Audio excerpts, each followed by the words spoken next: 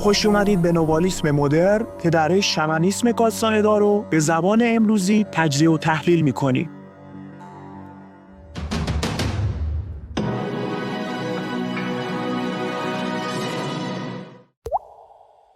خب دوستان، در خدمتتون هستیم با ادامه خوانش کتاب کرانه فعال بیکرانگی اثر کارلوس کاستاندا. رسیده بودیم به جایی که دون خوان اشاره میکنه تنها چاره‌ای که برای بشر در قبال موجودات سایه وجود داره انضباطه. انضباط تنها عامل بازدارنده هست. ولی منظورم از انضباط امور روزمره سخت و شدید نیست. منظورم این نیست که هر روز صبح سر ساعت 5:30 بیدار شوی و آنقدر آب سرد روی خودت بریزی که کبود نیل شوی.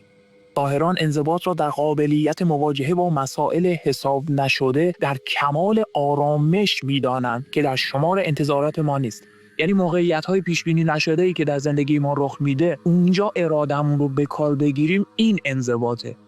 برای ساحران انضباط هنر است، هنر مواجهه با بیکرانگی، بی آنکه خود را ببازیم، نه برای اینکه آنها قوی و جان سخت هستند، بلکه چون سرشار از ترس آمیخته با احترامند.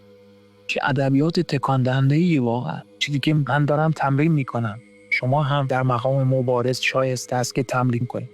از چه نظر انضباط ساحران عامل بازدارنده است؟ دون خوان در حالی که شهرام را طوری بررسی می‌کرد که گویی دنبال نشانه نوآوری می‌گشت، گفت ساحران می‌گویند که انضباط روکش تابنده آگاهی را برای پروازگر بدمزه می‌کند.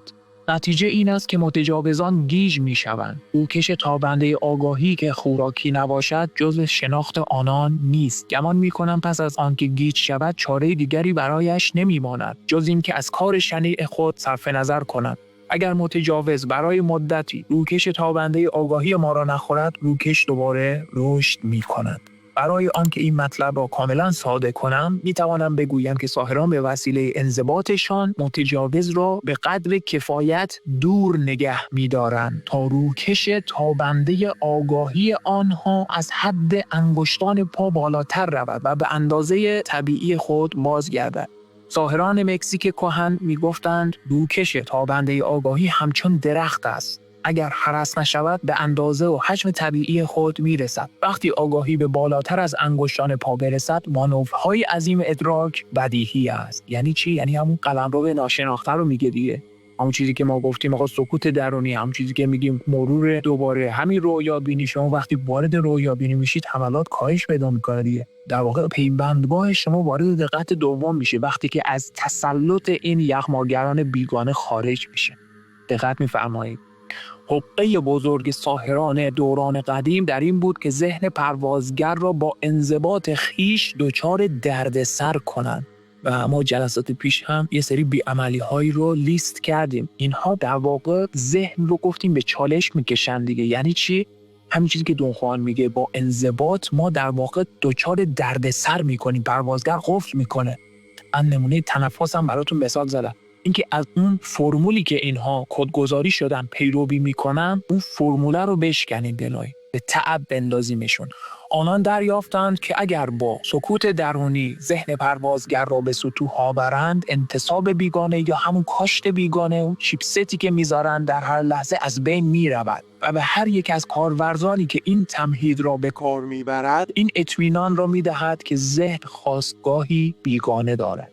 این همه گفتیم تازه به این رسیدیم که ذهن مال بیگانه است. واقعا به تو اطمینان میدهم که پروازگر باز میگردد، ولی مثل گذشته قوی نیست و روندی آغاز می شود که به صورت امور روزمره در می آید و ذهن پروازگر می گریزد و برای روزی که همیشه از بین برود. به راستی روزی اندوهناک، روزی است که باید به وسایل خودت اعتماد کنی که تقریباً هیچ است. هیچ کسی نیست که به تو بگوید چه کنی. ببین لحظه‌ای که دیگه ورود میکنی به ناشناخته و بازگشتی دیگه نیست. یعنی پروازگر باهات خداحافظی کرده. دیگه ادراک تو آزاده. پیوندگاه تو دیگه سیاله. ساحر غیر ارگانیک حوزه عملش دیگه دقت دوم به بالاتره. پروازگری نیستش که بخواد میخورش کنه تو تانان. متوجه اینو داره میگه که حالا مقولش به دیپارچر و سفر نهایی و اینا ختم میشه، نمیخوام واردش بشم. دیگر ذهنی که خاستگاه بیگانه دارد نیست که به تو مزخرفاتی را دیکته کند که به آن عادت داشته ای. نه قبلا دست گفتیم دیگه، این همش حرفای دخان بوده. معلم من ناوال خودیان به تمام کارآموزانش تذکر میداد که این روز سخت‌ترین روز در زندگی ساحر است. چیزی که برای اولین بار خودت رو آزاد میبینی در کیهان دیگه. واو چه باشد. زیرا ذهن واقعی که به ما تعلق دارد حاصل جمع تمامی تجربیات ما پس از عمری فرمانروایی بیگانه، محتاط، ناامن و پایدار شده است. شخصا میخواهم بگویم که مبارزه واقعی ساحر تازه در این لحظه شروع میشه. ببین چی داره میگه. چیزهای دیگر فقط آمادگی برای این لحظه است.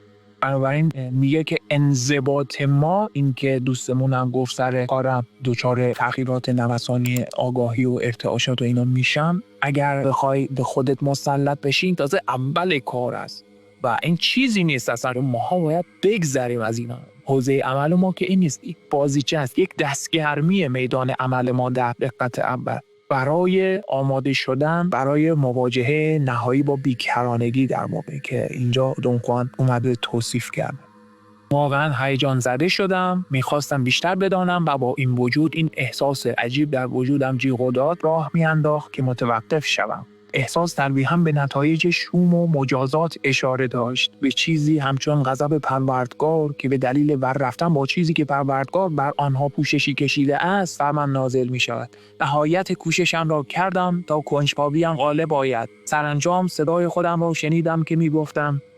یه چیزی هم داخل پرانتز بگم بچه‌ها، این که میگه صدای خودم با شنیدم که میگفتم، این نشان دهنده اینه که وارد حالت ابر آگاهی تقریبا شده بوده. شما هم وارد یه چنین حالت‌های آگاهی که بشید متوجه میشید که صدای خودتون رو با تأخیر میشنوید. بعد یه لحظه ممکنه سوال براتون پیش بیاد که این من بودم که این حرف رو زدم یا کی بوده. این به خاطر اون هایلی هستش که خود پروازگر باز کماکان ایجاد میکنه. مشخصه که پیوندگاه کارلوس تو این لحظه وارد ابر آگاهی شده بوده. میگفتم منظور ببین دچار لکنتم شده. خیلی جالبه. مثلا اینها از نشانه های طبیعی ابر آگاهی هستن.